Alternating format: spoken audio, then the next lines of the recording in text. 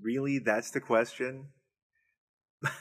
Video blog every day in April, day number 16.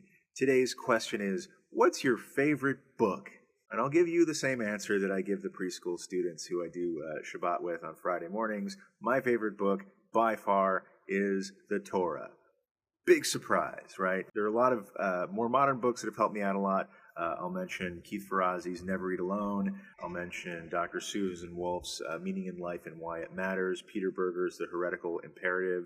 Huge impact on my religious thinking and ecclesiological planning. Lawrence Hoffman's Reinventing Synagogues. Ron Wolfson's Relational Judaism and the Spirituality of Welcoming. I could go on, but really, these are all just, to me, commentaries on the Torah. And I'm going to speak specifically about the Torah, the first 5 books of Moses, because the word Torah can encompass all teaching or all religious scripture, including commentaries. It could be talking just about the source material, or it could be talking about those first 5 books of Breshit, Shmot, Vayikra, Bamidbar, and Dvarim, also known as Genesis, Exodus, Leviticus, Numbers, and Deuteronomy, because that's where it all started. And if the Bible hasn't been your cup of tea until now, I challenge you to take a look at those first 5 books and read them through like you were reading a historical novel,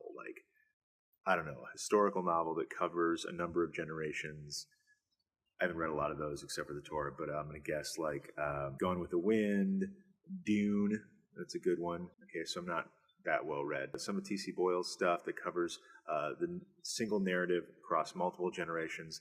If you read those first 5 books kind of cover to cover in as few sittings as possible, what you'll see is that this is a profound human drama.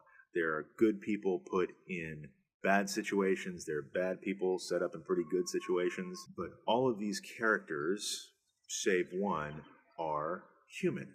And they're put in human situations, and they react in human ways, and they are called to constantly develop into better ways of reacting. It's very real. The book of Genesis alone is like watching Dynasty or Falcon Crest, that's how old I am, or Empire, or some big drama with multiple characters and really challenging positions trying to be the best that they can be, and sometimes failing. And that is just the setup for the rest of the story, which is this great saga of one adopted kid named Moses fleeing Egypt to beat a manslaughter charge, changing jobs, changing identities, but getting picked to go back and doing some pretty dramatic stuff to help God, to help an entire people go free. And as wonderful and cinematic as that is, some very human stuff happens after that. The people complain that there's not enough food. He's challenged as a leader not to lose his temper, and he fails and has consequences for that.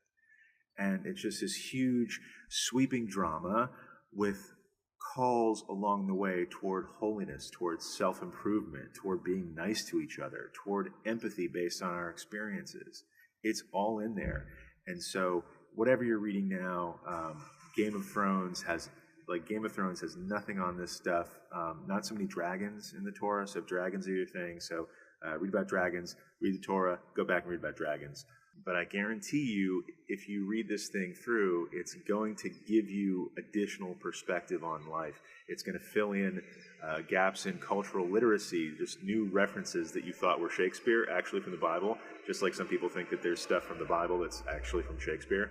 But you'll be a more learned individual, you'll be a more wise individual, you'll have a greater appreciation that we're not called to be perfect because we're already perfect, and if we're not, then we can't do it.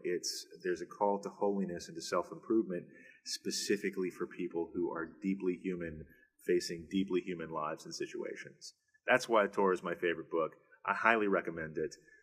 What are your thoughts on this? Have you read this and been like, boring, not me? Is it your favorite book? Do you have another favorite book you'd like to share? Put it in the comments below.